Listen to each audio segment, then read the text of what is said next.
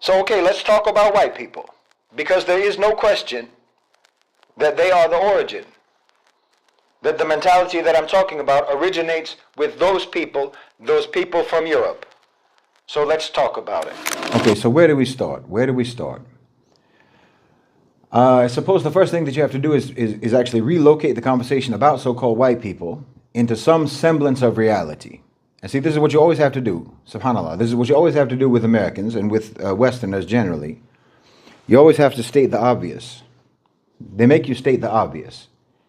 There's no way whatsoever to talk about anything within their frameworks. Within their frameworks, you can't talk about anything because the starting point of all of their discussions always is far off from anything like reality, anything even resembling reality. They start from a point of hallucination. They start from a point of fiction. They start from a point of fantasy. And it's exhausting. It's exhausting because they've got you always having to argue your way back to the obvious. You always have to argue your way back to... There's never been a people, subhanAllah, in history that I know of that is so contentious about basic factual reality. They waste everybody's time and they derail any intellectual or any serious discussion always by just the continuous litigation of things that are actually common knowledge. The litigation of things that are actually common sense, self-evident truth.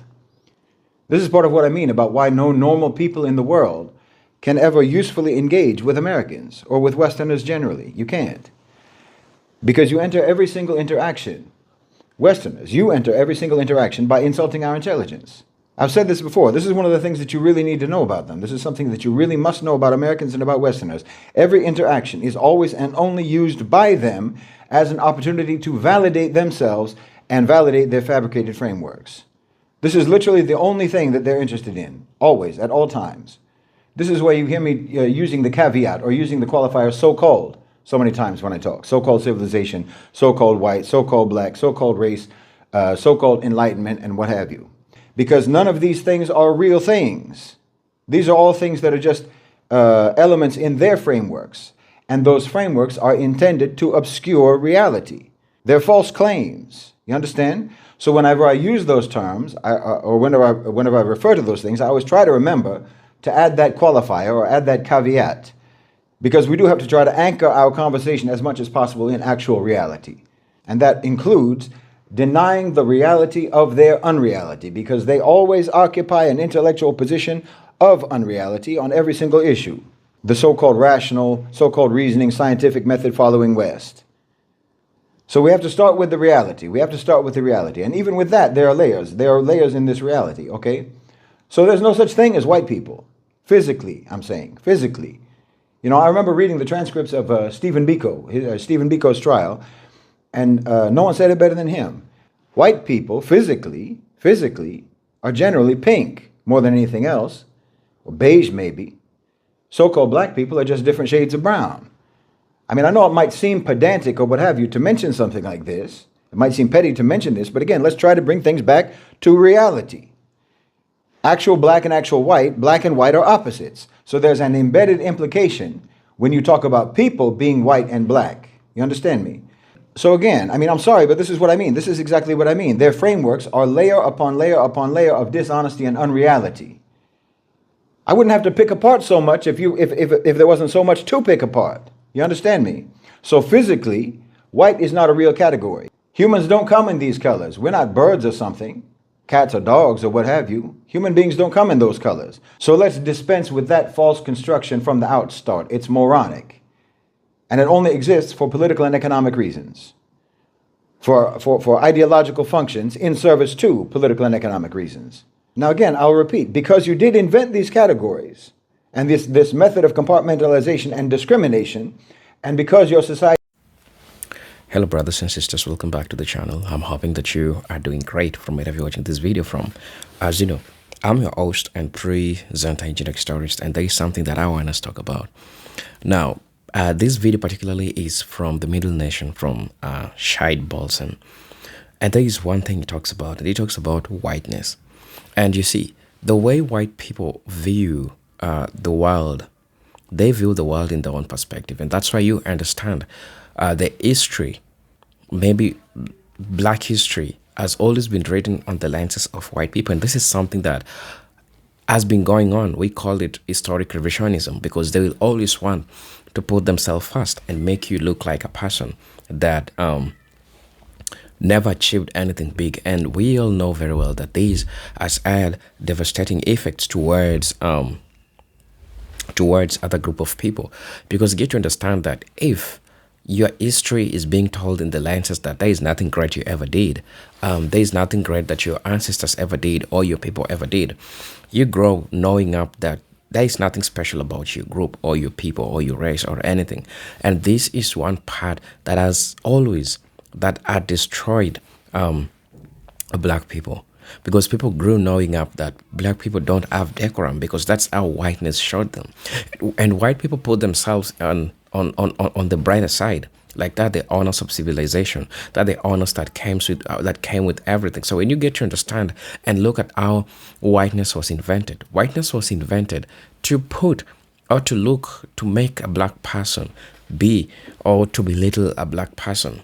And this is through the historic moments that we have seen. But what's the most important thing is that we are living in the moment where everyone needs to know the truth, and the truth needs to come out, because majority of the things that they have said about black people has ever been lies. They have lied about black people. So when we talk about whiteness, we talk about a moment when the truth was stripped down and lies were painted, and it made white people look some type of way. And there are a couple of things that these moment revealed. This moment revealed a group of people that can never take the truth, a group of people that can never accept the truth, because to them, if you try to tell them the truth, now you starting to become unfair. Let me tell you the definition of fair to white people or to whiteness. Fair to white people is that you get 40%, you get 30%, they get 70%. That's how fair it is. So if it doesn't benefit them, if it doesn't benefit their narrative, then that's not fair. That's why majority of the things that they present you about civilization, about everything, about the invention and everything that they did, totally gives you the true picture of how all this should be dealt with. So brothers and sisters, I want to switch this video and then I'll be back. I'll be giving my 2 cents in regards to this. So let's watch the video. I'll be back. He actively treats people according to these categories, so-called black and so-called white. They exist as real things in these terms, because you act like any of this is real, because you act like it's real. So now you have created very different experiences for people, which means different histories for people, different communities, different identities, and so forth, all on the basis of your fabricated categories. So we have to make that distinction. In reality, in actual reality, so-called black and so-called white do not exist among humankind. But because you treat them like they do, because you classify human beings this way, now you force this to become an experiential reality for people. You understand? Now it is an experience that people have in this world, have in their lives, in their minds, in their psyches, in their identities, all based on a completely warped and entirely unjustifiable framework. See, you created this problem for mankind. You created this problem for mankind. Because before you created this problem, people just came from different places. People just had different physical characteristics. People had different backgrounds, different heritage, different lineage, different cultures, and so forth. Different languages, different customs, different practices, different beliefs, and what have you. And human beings all around the world just acknowledge the obvious reality that people who come from different places and come from different environments and come from different climates, they have their own qualities. And generally speaking, it was inconsequential to most people how people looked. That wasn't considered a particularly interesting aspect of any qawm, of any folk, of any nation, of any people. I mean, do you understand? As a so-called racial category, as an identity, as a thing that means something, that's supposed to mean something about who you are and about who you're supposed to be loyal to and about what group you belong to, the so-called concept of whiteness is only about 350, 400 years old. That's it. That's the whole lifespan of this supposedly fundamental, self-evident category of human beings. 350 years, maybe 400 years or so. I mean, in the full scope, in the full sweep of recorded human history, that's nothing. I mean, yes, of course, like I said, people would notice. people would notice lighter or darker complexion. They would notice that for as far back as people had lighter or darker complexion and eyes to see it with. But it wasn't a source of identity. It wasn't a source of categorization or a reason for categorization. And certainly not anything hierarchical. It was not a racial, so-called racial concept. Like there was no pan-European white race or something. That didn't exist. It was just an incidental feature, a superficial feature, believed by most people to be climate-related or location-related or so forth. See, you didn't even come up with this foolishness until your so-called enlightenment. That's when you came up with this foolishness, when you got enlightened. You had this racial epiphany, and it just happened to coincide with colonization and the transatlantic slave trade. What a coincidence. Before that, Europeans didn't think of themselves as white. Not once, not ever. The English thought of themselves as English. The Irish thought of themselves as Irish. The Germans thought of themselves as German, and the French thought of themselves as French, and so forth. There was no white brotherhood, no shared white culture. They despised each other. They detested each other. Genuinely, deeply, violently, generationally, they despised each other. There was no such thing as pan-European solidarity. There was no white fraternity. That never existed in history. There was centuries upon centuries of tribal hatred, border raiding, religious slaughter, dynastic warfare, and the systematic exploitation of every neighboring group whenever the opportunity presented itself. The 100 Years' War, that was England and France on and off for over a century, for 100 years. The 30 Years' War, the 30 Years' War was so destructive that it killed somewhere between 25% to 40% of the entire population of Germany, what's now Germany. Europeans doing that to other Europeans. So-called white people doing that to other so-called white people. The War of the Roses. Butchering each other for a crown, for the throne. The English occupation of Ireland. That happened centuries before they ever went to Africa or anywhere else. With the same logic of extraction and displacement and engineered famine, they perfected that on the Irish people, white people, so-called. White people being colonized by so-called white people. There's your Aryan brotherhood. So let's get clear. Let's get clear on what Europe actually was before the concept of whiteness was invented. Because it is a completely invented concept. For most of recorded European history, the overwhelming majority of Europeans lived in abysmal squalor. Absolutely abysmal squalor. You can't imagine the conditions. You would recognize it today as extreme poverty if it even exists anywhere today. I'm talking about a level of destitution that's difficult to comprehend from a modern point of view, from a modern vantage point. Medieval European peasants, and peasants was most of them, the vast majority, about 4 out of every 5 people was a peasant. They lived in a one-room hut. Dirt floors. They shared it with their livestock. Literally. Their animals slept in the same space that they slept in for warmth.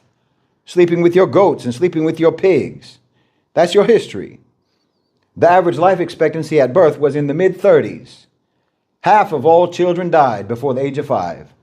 1 in 5 women died in childbirth. Famine was absolutely common. It was routine.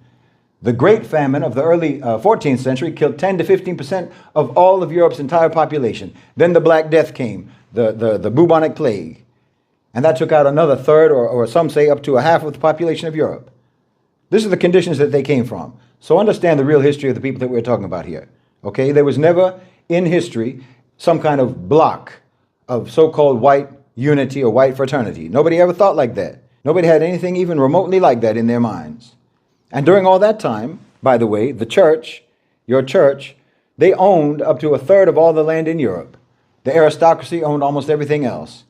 And the peasants worked the land. They couldn't leave the land. They had to pay tithes to the church. They had to pay taxes to the feudal lord. They couldn't leave the land. They couldn't even get married without permission. They were literally legally bound to the soil, not metaphorically, legally bound. You were a serf. You were a serf. You came with the property. You understand? You came with the property. If the land was sold, you were sold with it. That's your history. You weren't human beings. You were farm tools. You were instruments. Instruments for other people who you would later classify as white, but who did not see you and who did not treat you in any way whatsoever as equals. They didn't even treat you as human beings. They didn't treat you as people. White on white subjugation. White on white predation. That's the history of Europe. That's the history of Europe. White on white violence. White on white war, conflict, and strife. And if you're paying attention, that's Europe's future too. That's their future too. That's where they're going. And if you're paying attention, you'll notice that not much at all has changed. Even after they started calling themselves so-called white instead of calling themselves English, or calling themselves white instead of French or German or what have you. The same system is essentially what you have right now in America. That's the feudal system. Europe's great civilizational achievement, the feudal system, before they went out and colonized everyone else. And that's still what you have today. In fact, it's the only organizational approach that you have to your societies, centuries later. Now, I've talked before about how in Europe, across Europe, before Christianity, these people were pagans. They worshiped the jinn. They had relationships with the jinn, with the shayateen. That's not me saying so. This is the historical record. This is the historical record. The Germanic tribes, Odin, Thor, they had blood sacrifices. Yes, blood sacrifices. They did that. They did animals mostly, but they also did human sacrifices, and that is documented. They sacrificed human beings. The Norse people too. Seasonal ritual offerings, that included humans. The Vikings or whatnot. We all know they used to hurl old people off of the mountaintops. When they got too old, they'd throw them off a cliff.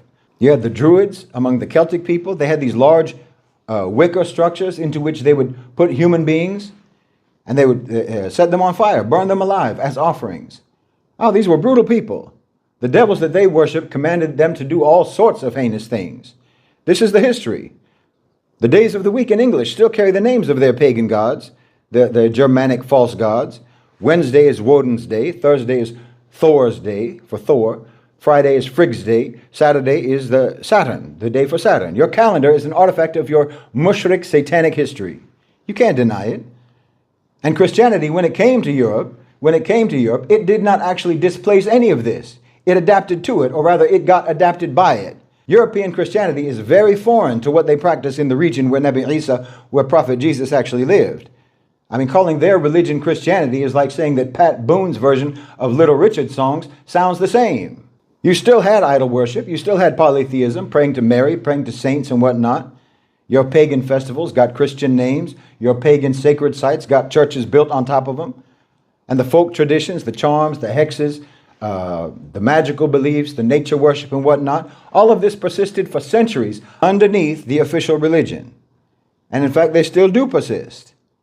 You have to take note of that. It's very important to take note of that. I told you before, people talk about China, people talk about India or Egypt or what have you, but Europe probably has the longest continuous congruent culture on the earth. They have been incredibly resistant to changing or developing. It's astonishing. Whatever comes to them becomes like them, or else they'll fight tooth and nail against it. This is a culture that cannot be reformed. It cannot be reformed. It can only be papered over. That's all they've ever done. They rebrand, but they don't change. There's only ever been cosmetic changes to that culture. And this is extremely important for you to understand, because it's a serious mistake to think that so-called Western civilization is a modern thing. People think of it like that.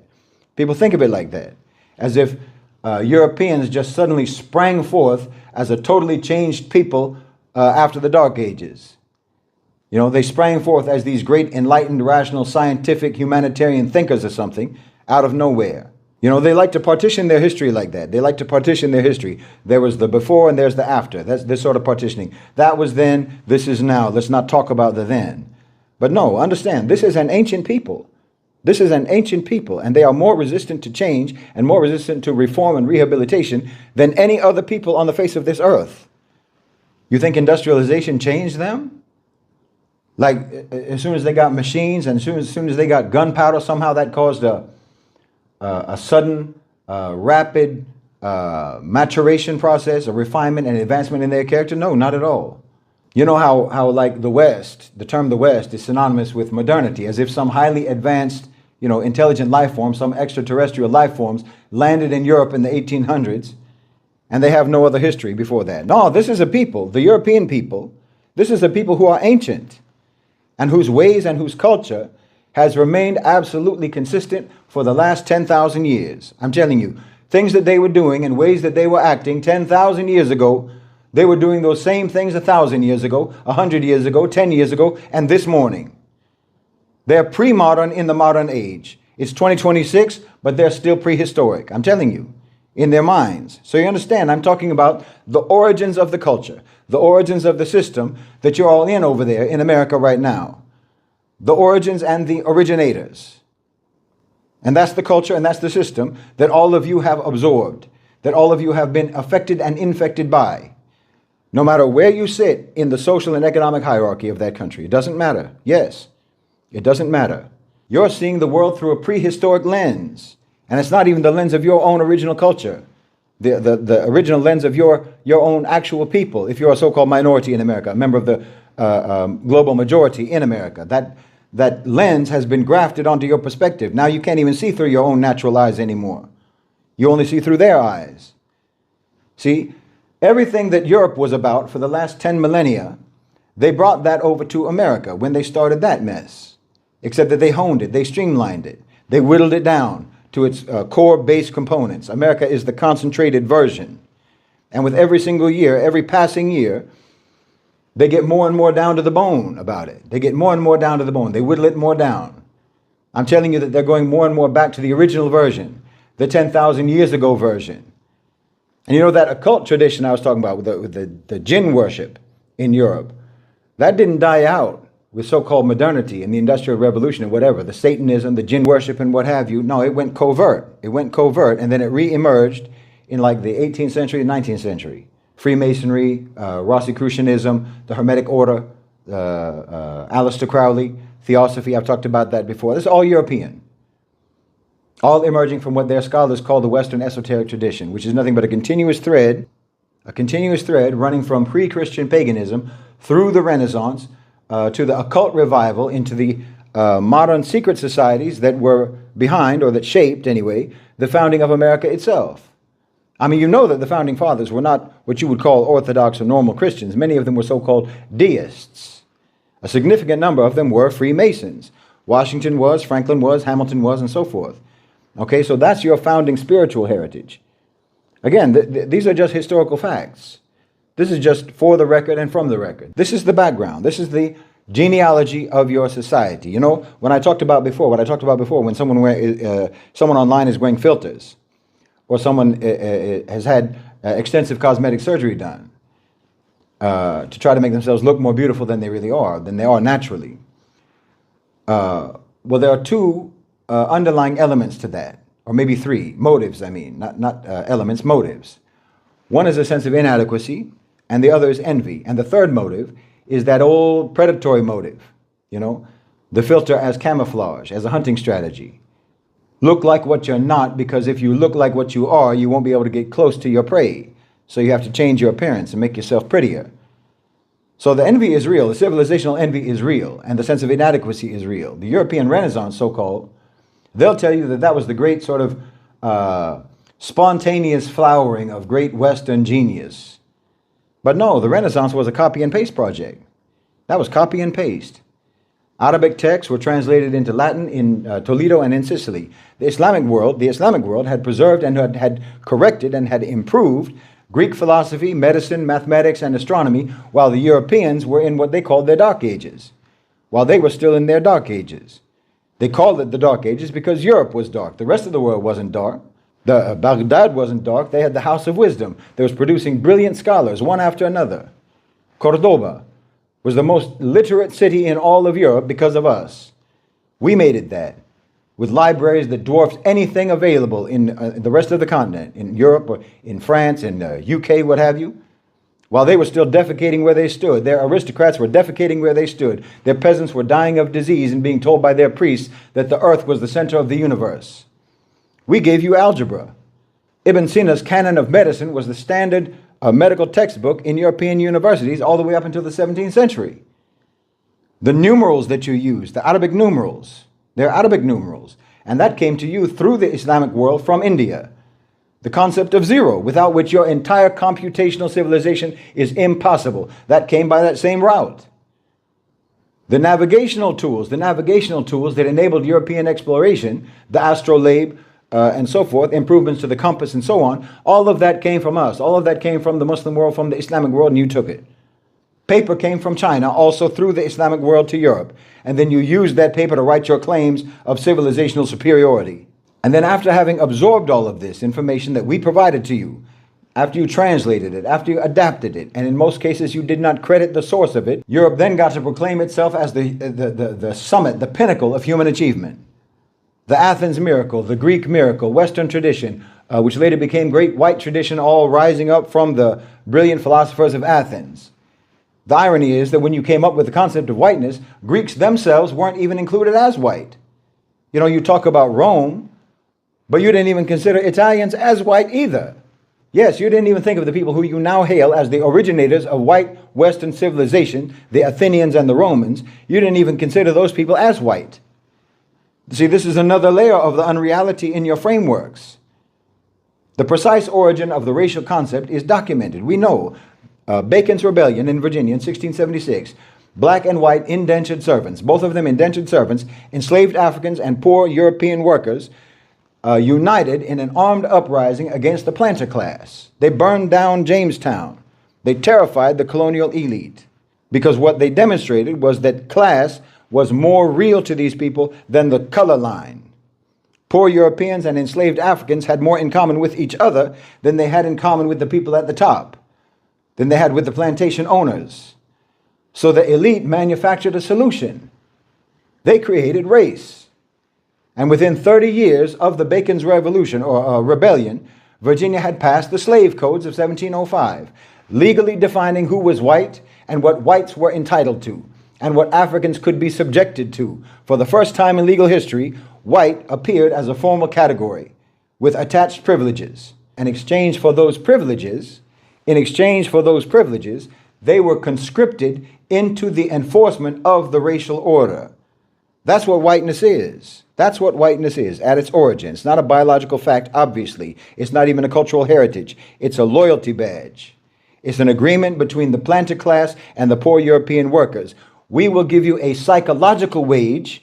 We'll give you a status, a rung above someone else on the ladder.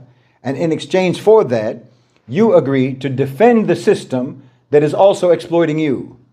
Because at least you're not at the bottom. So be thankful for that. David Roediger called this the wages of whiteness. W.E.B. Du Bois identified it even before him.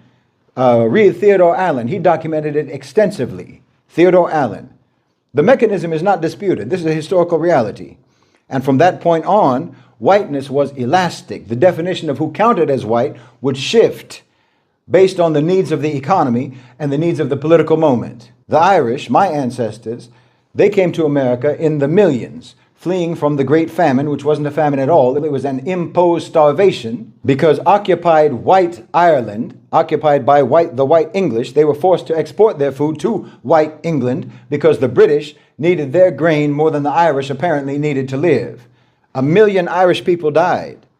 Another million of them emigrated. And when they arrived in America, they were not considered white. You see political cartoons from Harper's Weekly that depicted them with ape-like features alongside similar caricatures of black Americans. They were called white Negroes. Frederick Douglass, when he met the Irish in Ireland, he saw for himself what the British colonialism had done to them, and he said it wasn't very much different from what had been done to his people. He couldn't help but note the irony of the Irish immigrants arriving in America and immediately taking the side of the slaveholders so that they could claim the privilege of whiteness that they had been denied at home. The Irish became white in America by doing what whiteness required, distancing themselves from black Americans, so-called black Americans, filling the police forces, and enforcing the racial order. See, they paid the admission price. And this, by the way, no matter how many St. Patty's Day parades you hold over there in America, no matter how much green beer you drink, no matter how many shamrocks you plaster on your jacket, this behavior of the Irish immigrants coming to America has alienated the Irish in Ireland from Irish Americans forever because they adopted the oppressor's lens. They absorbed the oppressor's culture.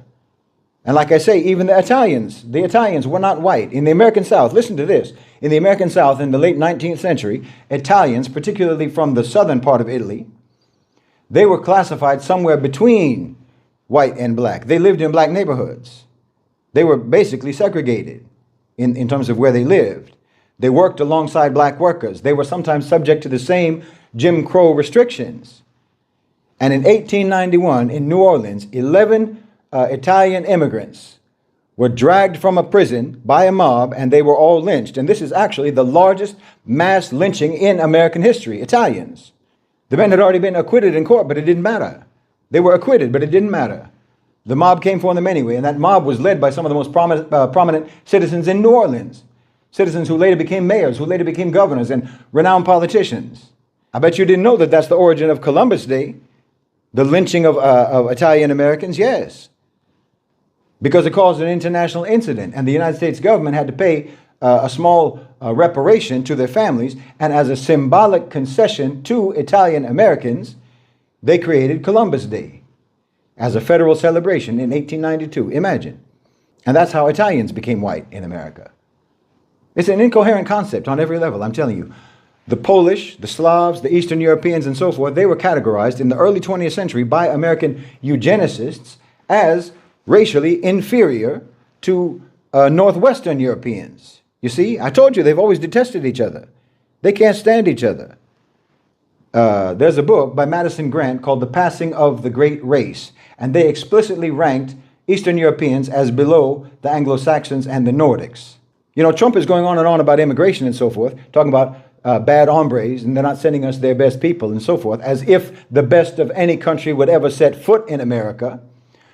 But there was an immigration act called the Immigration Restriction Act in 1924, and that was specifically designed to limit Eastern European immigration because they saw Eastern European people as racially undesirable in their country. That's what their so-called scientists told them. Don't even talk about the Jews. The Jews, obviously, they were classed completely separately from all other types of people. Those same eugenicists who ranked the Slavs also ranked the Jews, and they said that they were a distinct and threatening racial category. Madison Grant, Lothrop started the whole American academic mainstream of eugenics. Understand, these were not fringe figures. These were Harvard professors. They were cited by legislators. Think about that when you glorify those Ivy League schools. And when you think about your senators, or you think that your senators or your congresspeople actually stand for some kind of moral values. Now, these Neanderthal bigots were among your most celebrated intellectuals, and they were nothing but Neanderthal bigots. Their work was translated into German, and it was praised by Adolf Hitler. He said that he had a debt. He owed a debt to American race science. He said that in Mein Kampf. Speaking of Germans, the Germans are the single largest ancestry group living in America today. Roughly 1 in every 7 Americans has German heritage. I also have German heritage on my mother's side. If you go back far enough, even the Germans themselves were categorized as barbarians. Now, they were pretty much always classified as white. Ever since white became a category, they were pretty much always considered white.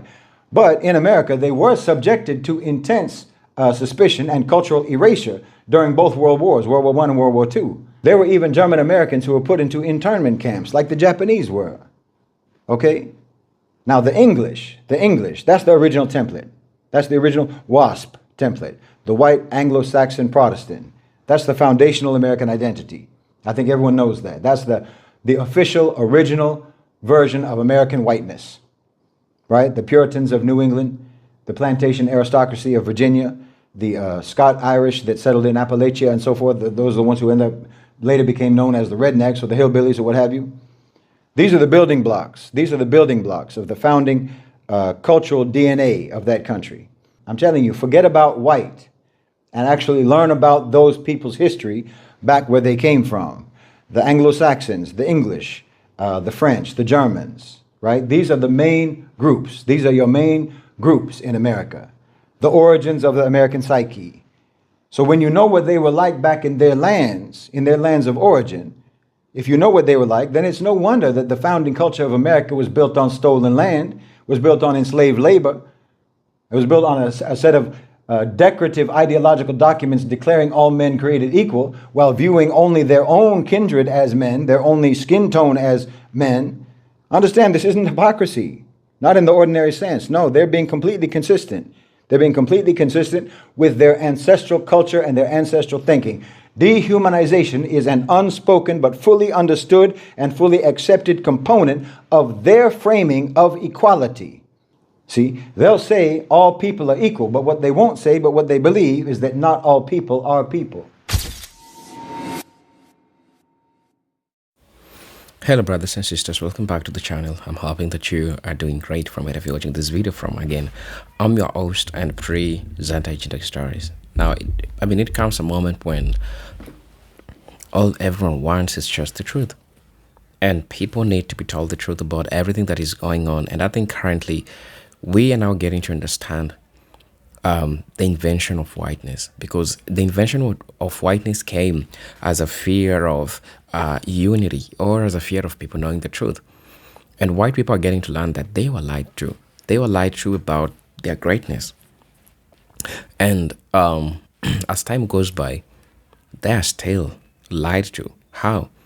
Because they're told that they're still great. They're told that their ancestors invented so and so. Well, we get to look at the reality. I don't think it matches that. Because people who knows history will tell you the origin of everything, will tell you the origin of whiteness, will tell you how civilization came to be. Civilization didn't start by didn't start by Columbus. It started with black people. Look at the civilization and everything that black people has brought. Look at the lives that black people lived. This all shows you that we are talking about an instance. We're talking about a scenario. We're talking about part of history. We're talking about the legendary living of black people before whiteness ruined everything, right? Because when we get to look at the history of the Moors, you get to understand, you get to see that black people showed them a couple of things: how to cook, how to bathe, and even how to eat. Yes, you might think that I'm lying, but check that out. That's part of history. And this is something that they will never want to tell you, because it seemingly looks like it's diminishing them. But all they want to do, they want to put themselves here. But we all know that that's not the reality.